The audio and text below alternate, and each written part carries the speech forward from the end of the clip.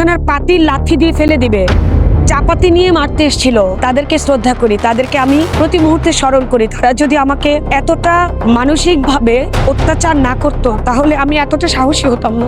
একদিন আমরা রান্না করছিলাম, আমাদেরকে একজন একটা মিলাদের গরু দিয়েছিল, বললো যে আপনি মানুষকে খাইয়ে দেন। তো আমরা রান্না করছিলাম, কিছু লোকজন এসে একদম সব লাঠি টাঠি দিয়ে ফেলে দিল, পুলিশের গাড়ি নিয়ে আসলো, এখানে পাতিল বসাতে দিবে না। আমার যারা ভলেন্টিয়ার ছিল তারা শুধু বলছে যে আপু আপনাকে এভাবে অপমান করে কথা বলছে, অকথ্য অপমান করেছে, একদম গায়ের কাছে এসেছে হাত তোলার জন্য।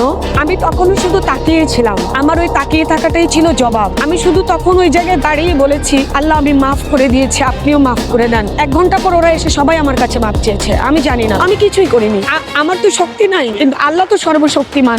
আমি শুধু আল্লাহর কাছে বলেছি। একটা ছেলে একটা প্রাইভেট কোম্পানিতে চাকরি করতো, তাকে হচ্ছে করোনার শেষ দিকে অর্ধেক বেতন দিত।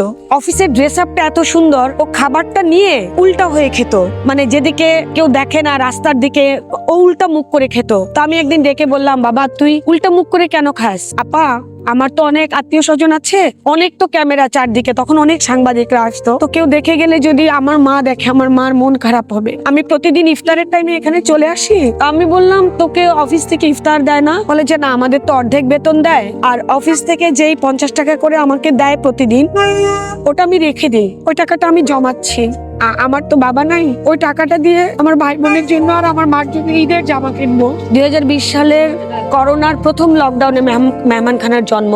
আমি মূলত কুকুর আর কাকের খাবার নিয়ে বের হতাম। তখন তো ডাস্টবিন ছিল না, ওটা চিন্তা করেই গিয়েছিলাম কুকুরের খাবার নিয়ে। পরে দেখলাম কিছু ছোট বাচ্চা রাস্তায় ঘুরে বেড়াচ্ছে। লকডাউনে তো সবাই ঘরে থাকবে, কিন্তু পথ শিশুদের তো কোনো ঘর নাই, ওদের ঘরটা তো পথ।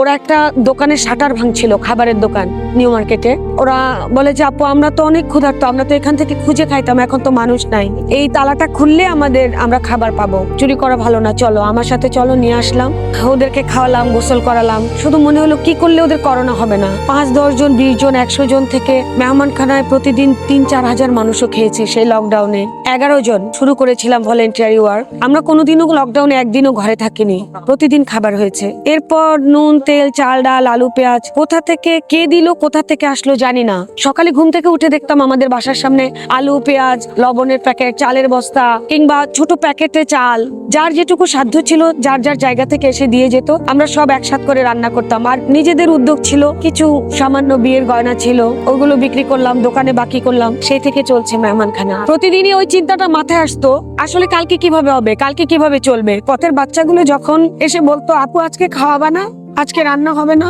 তখন মনে হতো যে কোনো মূল্যে চুলা জ্বালাতেই হবে। তখন আর কি কৃষি মার্কেটে বাকি করতাম, দোকানগুলোতে বাকি দিত, একটা সময় গিয়ে আর দেয়নি, চুলা আর বন্ধ হয়নি। করোনার মধ্যে প্রতিদিন করতাম, বরং এখন প্রতি সপ্তাহে করি। দেখেন 10 মিনিট লাগে না, একটা পাতিল শেষ হয়ে যায়। 300-400 মানুষের খাবার 10 মিনিটে শেষ। মেহমানখানার কোনো বিকাশ নগদ নাম্বার নাই, এবং আমাদের মেহমানখানা ট্রাস্টের যে সামান্য ছোট্ট অ্যাকাউন্ট, ওখানেও খুব মিনিমাম পয়সা জমা থাকে। মেহমানখানায় যারা ক্ষুধার্ত মানুষ তারাই খায়, আর যারা ক্ষুধার্ত মানুষকে মানে খাবার দিয়ে আনন্দ পায় তারাই এই মানুষগুলোর খাবার দেয়। যদি প্রতিদিন 1000 মানুষ খায় তাহলে 1000 মানুষের 1000টা গল্প।